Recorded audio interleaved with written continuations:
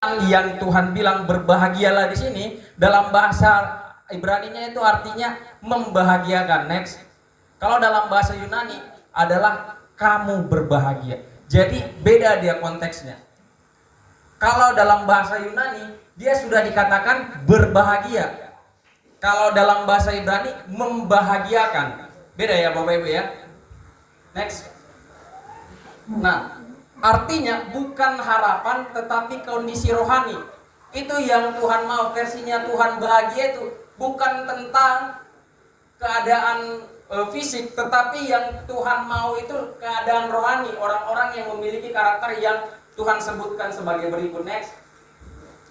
Yang pertama, kebahagiaan surgawi. Beruntunglah mereka yang tidak beruntung. Siapa di sini bapak-bapak yang dalam hati aja jawabnya ya? Yang main judol, kalau WD senang nggak? Ada yang jawab dalam hati tadi saya bilang padahal. Pelan-pelan aja lah, jadi tahu semua orang kan. Pelan-pelan aja. Nah, beruntunglah mereka yang tidak beruntung. Bagaimana ini beruntunglah mereka yang tidak beruntung? Bingung kan kita kan? Beruntunglah. Kalau dulu saya pernah beli ali-ali itu ada gosok-gosoknya itu. Coba sekali lagi. Sering saya beli sampai habis sama mama saya. Karena belum beruntung, coba lagi. Anda belum beruntung, coba lagi. Nah, firman Tuhan bilang, beruntunglah mereka yang tidak beruntung. Yesus mengumumkan kebahagiaan dan berkat. Ini dua hal yang berbeda. Atas orang-orang yang dunia anggap ketika mereka hidup sukses, mereka punya banyak uang, itu adalah orang-orang yang beruntung. Tetapi ternyata versinya Tuhan Yesus belum tentu Bapak Ibu. Orang-orang yang kaya adalah orang-orang yang beruntung, yang pastinya mendapatkan kebahagiaan surgawi. Next. Ada 8 sabda kebahagiaan menurut firman Tuhan. Next. Yang pertama adalah miskin di hadapan Allah, mereka yang punya kerajaan surga. Nah, Bapak Ibu yang terkasih, udah bisa kita buat apa? Surat wasiat. Siapa yang mau dimiskinkan di sini? Supaya kalian bahagia di hadapan Tuhan. Gak mau orang ini ikuti firman Tuhan. Yang mau langsung angkat tangan ya, kita buat surat wasiatnya ini. Nah, firman Tuhan bilang miskin di hadapan Allah, itulah yang mempunyai kerajaan Allah. Jadi Bapak Ibu pertanyaannya, orang Kristen boleh kaya atau enggak? Boleh. Kalau tidak boleh nanti kosong di gereja. Ya kan? Nah Bapak Ibu, bukan tentang miskin kayanya, tetapi sikap hati kita terhadap harta itu. Itu yang Tuhan maksud. Itu yang Tuhan katakan kepada murid-muridnya di bukit itu. Bukan tentang kau kaya atau miskin, tapi bagaimana sikap hatimu terhadap hartamu. Itu yang Tuhan maksud. Next. Iya.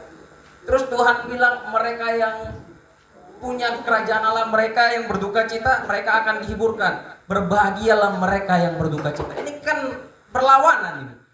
Berbahagialah, berduka cita. Bapak Ibu, kalau kita ngucapin duka cita itu saat kapan? Ada orang meninggal turut berduka cita. Sedangkan ketika kita ngucapin bahagia saat kapan? Pernikahan, dua hal yang berbeda. Tetapi Tuhan samakan.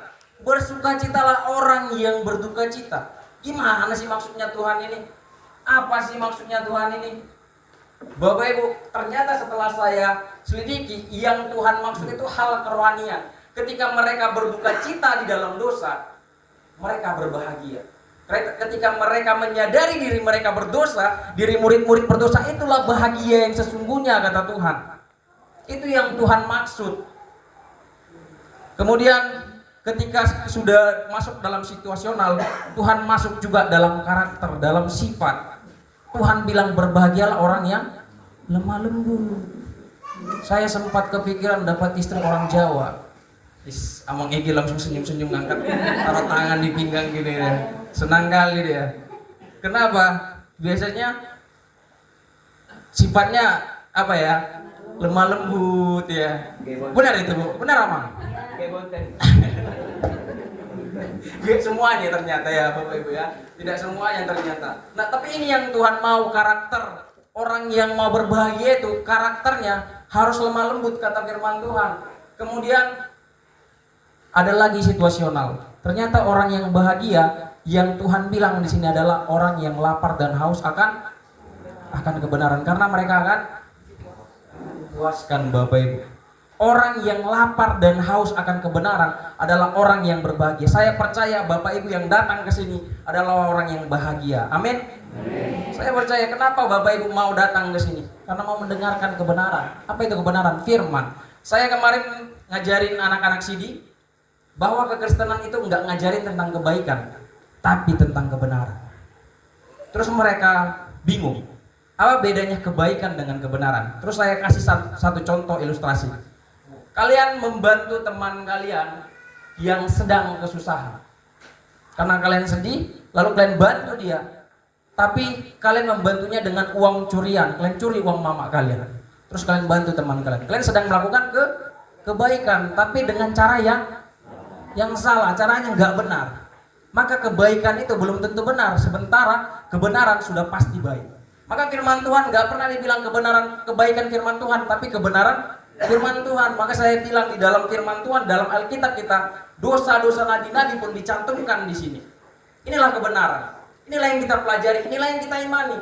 Dan kalian sedang diajari, diteguhkan untuk belajar kebenaran. Ketika mereka ikut CD kemarin Bapak Ibu. Jadi yang belum mendaftar bisa mendaftar nanti, supaya ke depan kita sama-sama belajar.